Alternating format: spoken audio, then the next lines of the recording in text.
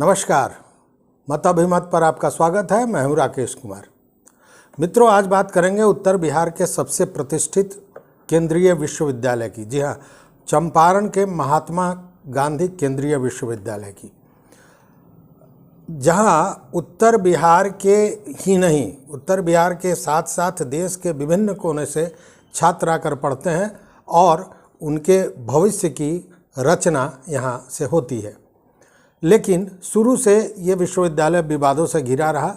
कभी कुछ प्रशासनिक मामले आए तो भूअर्जन का मामला, जिसमें जिला प्रशासन भूअर्जन पर विभाग है, उसकी कई खामियां, उसके भ्रष्टाचार सामने आए, जिसके चलते आज तक जो ज़मीन मिलनी चाहिए थी केंद्रीय विश्वविद्यालय को, वो नहीं मिली। साथ में एक दूसरा बहुत बड़ा हर्डल था, और वो ये कि यहाँ पे पिछले लंबे समय से कोई कुलपति नहीं थे, प्रभार में काम हो रहा था। हालांकि अब लगता है कि धीरे धीरे ये सारी समस्याएं समाप्त होने जा रही हैं। मैं इसलिए ये कह रहा हूँ कि आज केंद्रीय विश्वविद्यालय के कुलपति के रूप में डॉक्टर संजय श्रीवास्तव ने अपना पदभार ग्रहण किया। बनारस हिंदू विश्वविद्यालय के राजनीतिक विभाग के प्रोफेसर संजय श्रीवास्तव जी ने आज कुलपति का प्रभार ग्रहण किया, और प्रभार ग्रहण करने के साथ ही उन्होंने एक प्रेस वार्ता की, जिसमें उनकी जो प्राथमिकताएं हैं, वहाँ की जो समस्याएं हैं, इन सारे चीज़ों पर उन्होंने खुलकर बातें की। कुलपति संजय श्रीवास्तव के बारे में बता दूं कि शुक्रवार को राष्ट्रपति भवन से मुहर लगने के बाद शिक्षा मंत्रालय ने ये आदेश निर्गत किया था। उसके बाद आज वो यहाँ कुलपति का प्रभार ग्रहण किए हैं। 5 सालों का ये कार्यकाल होगा। इसके साथ ही वो विभिन्न महत्वपूर्ण पदों पर भी हैं, समितियों में हैं जहाँ काम कर रहे हैं। BHU के कोर्ट सदस्य और स्कूल बोर्ड के उपाध्यक्ष भी हैं। उसके साथ साथ कई महत्वपूर्ण समितियां हैं जिन में वो सदस्य के रूप में भी काम करना है। इसके अतिरिक्त जामिया मिलिया इस्लामिया में कार्य परिषद और वित्त समिति के सदस्य भी हैं। UGC कैरियर अवार्ड से सम्मानित किए जा चुके हैं और देश विदेशों में के विश्वविद्यालयों में व्याख्यान देने जाते रहे हैं। एक लंबा अनुभव है और सकारात्मक विचार है। इससे लगता है कि ये जो परेशानियां थीं वो धीरे धीरे कम होंगी। उन्होंने इस प्रेस वार्ता में जो बताया, ये कहा कि जो सरकार की नई शिक्षा नीति है, उसके आधार पर पठन पाठन को सुदृढ़ करना उनकी सबसे बड़ी जिम्मेवारी है, प्राथमिकता है। साथ में उन्होंने विश्वविद्यालय के भौतिक संरचना की भी बात की। उन्होंने कहा कि विश्वविद्यालय को अभी तक भवन नहीं है, जिसके चलते परेशानियां हो रही हैं। छात्रों के लिए हॉस्टल नहीं है, लड़कियों के लिए हॉस्टल नहीं है, जो शिक्षक हैं, जो फैकल्टी हैं, उनके रहने के लिए आवास की व्यवस्था नहीं है। तो इन सारे चीज़ों को धीरे धीरे उन्होंने कहा कि इन सारे चीज़ों को सॉर्ट आउट किया जाएगा और विश्वविद्यालय निश्चित रूप से बिहार के मान सम्मान को बढ़ाएगा और अपना नाम देश दुनिया में फैलाएगा। तो इसको लेकर उन्होंने क्या कहा, ये सुनिए। पहला जो हमारी ध्येय यात्रा होगी विश्वविद्यालय परिवार की जो ध्येय यात्रा होगी, उसमें जो पहला हम लोगों का बिंदु है वो ये है कि विश्वविद्यालय एक भौतिक स्वरूप ले।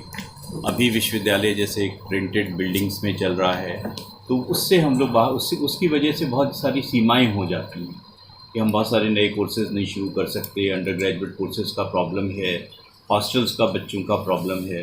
तो ये बहुत आवश्यक है हम लोगों के लिए कि हम लोग विश्वविद्यालय को एक भौतिक स्वरूप दें। दूसरा ये है कि जो हमारी राष्ट्रीय शिक्षा नीति है 2020 की, उसमें उसके लिए ये बहुत आवश्यक है कि विश्वविद्यालय उसकी सभी टाइम जो डेडलाइंस हैं उनको फॉलो करे और उसको हम लोग इम्प्लीमेंट करें और उस पर हम लोग आगे बढ़ें। क्योंकि वो जो शिक्षा नीति है वो एक होलिस्टिक एजुकेशन पॉलिसी है जो मल्टी डिसिप्लिनैरिटी पे बेस्ड है। रिसर्च एंड डेवलपमेंट को वो आगे बढ़ाना चाहती है, जो ग्रॉस इनरोलमेंट रेशियो है उसको भी वो इम्प्रूव करना चाहती है, और भारत विश्व गुरु बने, भारत एक महाशक्ति बने, इसकी तरफ वो जो शिक्षा नीति है काम करती है। तो ये इस विश्वविद्यालय का दायित्व है, कर्तव्य है कि हम उसको अच्छी तरह से फॉलो करें, और उससे जो लाभ होगा वो ये होगा कि ये जो पूरा का पूरा क्षेत्र है वो शैक्षणिक दृष्टि से विकसित होगा। और यही नहीं, अभी तक जैसे कि ये था कि रहता था कि इस क्षेत्र में कोई बड़ा अच्छा विश्वविद्यालय नहीं है, तो ये जो कमी है, ये जो ये परसेप्शन लोगों का था, वो परसेप्शन भी दूर हो, और ये विश्वविद्यालय एक सॉफ्ट पावर की तरह, इस क्षेत्र के एक सॉफ्ट पावर की तरह सामने आए, और इस क्षेत्र को लोग इस विश्वविद्यालय के नाम से भी जानें। यहाँ एक बड़ा विश्वविद्यालय, बड़ा केंद्रीय विश्वविद्यालय, और जहाँ पर उच्च कोटि का शिक्षण और उच्च कोटि का शोध का कार्य होता है, वो इस क्षेत्र में स्थित है। और तीसरा जो है वो ये है कि जो हमारा रिसर्च एंड डेवलपमेंट है, उसको हम लोग देखें कि हम लोग कैसे उसको और गहनता से कर सकते हैं। और ये बात ठीक है कि बहुत सारी सुविधाएं हमारे पास नहीं हैं अभी, क्योंकि हमारे पास भवन नहीं है। तो इस जो भी हमारी सुविधाएं, उसमें हम सभी लोग काम कर रहे हैं, हमारे सभी शिक्षक और अधिकारी काम कर रहे हैं और बहुत मेहनत से काम कर रहे हैं। और इस जो रिसर्च एंड डेवलपमेंट है, देखिए शिक्षा का जो आधार है वो तो रिसर्च ही है। तो जब शोध करेंगे हम लोग गहराई से, तभी जा कर के जो सही अच्छा परिणाम है वो परिणाम हम लोगों को प्राप्त हो सकते हैं।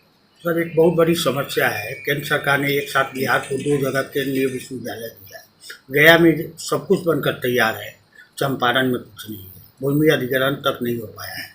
कैसे करेंगे इस इतने बड़े? यही मैंने आपको बताया, यही बात मैंने आपसे डिस्कस की कि वही हमारा पहला उद्देश्य है कि जो भौतिक स्वरूप है वो विश्वविद्यालय का प्राप्त को मिले, और जहाँ जहाँ पर लैंड एक्विजिशन नहीं हो पाया है वहाँ पर हम लोग लैंड एक्विजिशन करें, त्वरित गति से करें, तेज़ी से करें, और जहाँ से भी उसके लिए सहयोग की ज़रूरत है वो सहयोग हम लोग लें, चाहे प्रशासन का सहयोग हो या राजनीतिक सहयोग हो या जनता का सहयोग हो, पत्रकारों का सहयोग हो। तो इसको हम लोग जल्दी से जल्दी करने का जो हमारा उद्देश्य है पहला, जो हमेशा से हम सुनते आए कि हाँ विश्वविद्यालय तो बना लेकिन वो भौतिक स्वरूप अपना नहीं ले पाया अभी तक। किन कारणों से नहीं ले पाया उस पर चर्चा करना ठीक नहीं है बहुत ज़्यादा, लेकिन उसके लिए हम लोग अब सतत रूप से काम कर रहे हैं। क्या लगता है इसके लिए बिहार सरकार टाल मटोल कर रही है या? इसके बारे में देखिए, जो पेपर्स हैं जो वो हैं वो मुझे भी देखने को नहीं मिले हैं कि कैसे क्या हो रहा है, क्यों हर्डल्स आ रही हैं। लेकिन फिर भी अगर जो भी है तो हम लोग अपनी बात तो रखेंगे, अपनी बात को रखेंगे, और अपने जो हमारे तर्क हैं और वो इस क्षेत्र के विकास के लिए हैं उसको हम लोग मजबूती से करेंगे, मजबूती से आगे लेकर के जाएंगे, और इस क्षेत्र का लाभ हो। सबका उद्देश्य यही है, चाहे वो कोई भी हो, और हम लोग भी उस उद्देश्य में शामिल हैं, और पूरी मेहनत से, अपनी पूरी क्षमता से, और सभी के सहयोग से, आशीर्वाद से जो लोग बढ़े हैं, हम लोग आगे बढ़ेंगे। साथ ही जब उनसे ये पूछा गया कि विश्वविद्यालय के पास जब ज़मीन ही उपलब्ध नहीं है, उस स्थिति में भौतिक संरक्षण वो कैसे करेंगे, इस पर उन्होंने जो बातें कहीं ये भी सुनिए। अब लैंड एक्विजिशन में बहुत सारे इश्यूज होते हैं, बहुत सारे प्रॉब्लम्स होते हैं, कभी कभी लिटिगेशंस होते हैं। तो जो मुझे सूचना मिली, हालांकि अभी मुझे ज्वाइन किए हुए कुछ घंटे ही हुए हैं, जी, तो कुछ इस तरह के इश्यूज हैं। कुछ लोगों का मतलब क्लेम्स हैं, काउंटर क्लेम्स हैं कि जो मुआवजा सरकार देगी वो किसको देगी, किस पार्टी को देगी। तो इस तरह के कुछ इश्यूज हैं जिससे निपटने का काम विश्वविद्यालय प्रशासन तो पूरी मजबूती से कर ही रहा है, और राज्य सरकार भी इसको मजबूती से टेकअप कर रही है, ले रही है, और केंद्र सरकार तो इसकी उसमें है ही है, मंत्रालय तो इसको फॉलो अप कर ही रहा है रेगुलरली। तो मुझे लगता है कि हम लोग इसको कर पाएंगे जल्दी से जल्दी। और नहीं तो हमारा जो एक कैंपस है जो हमारे पोजीशन में है 32 एकड़्स का, तो उसके ऊपर हम लोग शुरू करना चाहेंगे कि हाँ ठीक है, जो हमारे पास है, जो हमारे पोजीशन में है, उस पर हम लोग काम करेंगे, और जो कुछ भी जो फिजिकल उसका वो है, भौतिक स्वरूप है, हम उसको देने का प्रयास करें। ये तो एक आइडियल सिचुएशन होती, बेस्ट सिचुएशन होती कि हमको पूरी ज़मीन एक साथ मिल जाती और हम उस पर एक पूरा अपना एक होलिस्टिक अप्रोच के साथ उसको प्लान कर पाते। लेकिन अब जो बेस्ट है, बेस्ट हार्डली ऑकर्स कहा ही जाता है। तो जो सिचुएशन है उसके ऊपर हमको काम करना है, आगे बढ़ना है। और ये जो एग्रीमेंट है वो तो राज्य सरकार, state government is bound to do that, उस पर वो उसको मना नहीं कर सकते। तो सुना आपने जो कुलपति हैं डॉक्टर संजय श्रीवास्तव जी, उनका विचार बड़ा सकारात्मक है और उनके जो पूर्व के कार्य रहे हैं, जहाँ जहाँ उन्होंने कार्य किया है, हर जगह प्रशंसा उन्हें मिली है। इसको लेकर ऐसा लगता है कि जो बुरे दिन थे महात्मा गांधी केंद्रीय विश्वविद्यालय के, वो पूरे हुए और एक नई आशा, एक नई किरण जागृत हुई है कि निश्चित रूप से विश्वविद्यालय का सर्वांगीण विकास होगा। मित्रों, बता दें कि बहुत लंबी संघर्ष के बाद महात्मा गांधी केंद्रीय विश्वविद्यालय चंपारण में हुआ, तब जब 2014 में मोदी जी की सरकार आई, भाजपा की सरकार आई और प्रथम जो बैठक हुई थी उसी में इसको मंजूरी मिली थी। उसके बाद 2016 में यह विश्वविद्यालय अपने स्वरूप में आया। शुरू के दिनों में कुछ प्रशासनिक तौर पर मामले उलझे रहे, विवादों में घिरा रहा, लेकिन सारे चीज़ों के बाद यहाँ के पठन पाठन और जो छात्र इसमें पढ़ते रहे हैं उन्हें हमेशा बेहतर स्थान मिलता रहा है, उनका भविष्य उज्जवल रहा है। इसको लेकर, और चूँकि चंपारण से बहुत ही लोग हैं, बहुत ही छात्र हैं जिनका भविष्य कहीं ना कहीं जुड़ा हुआ है इससे, इसलिए एक अच्छी पहल लगता है कि ये कुलपति महोदय कर पाएंगे। तो सारे लोगों की शुभकामनाएं है। चूँकि निश्चित रूप से इसे बिहार का सम्मानित विश्वविद्यालय माना जाता है, लेकिन जो कमियां हैं, जो प्रशासनिक कमियां हैं, उनको पूरा करने की ज़रूरत है। तो देखते रहिए मत अभिमत। चैनल पर नए हो तो निश्चित रूप से सब्सक्राइब कर लीजिए, घंटी जैसी आकृति है वो दबा दीजिए ताकि हम जो वीडियो बनावें वो आप तक पहुँचे। तो देखते रहिए मत अभिमत। बहुत बहुत धन्यवाद, कोटिशः आभार।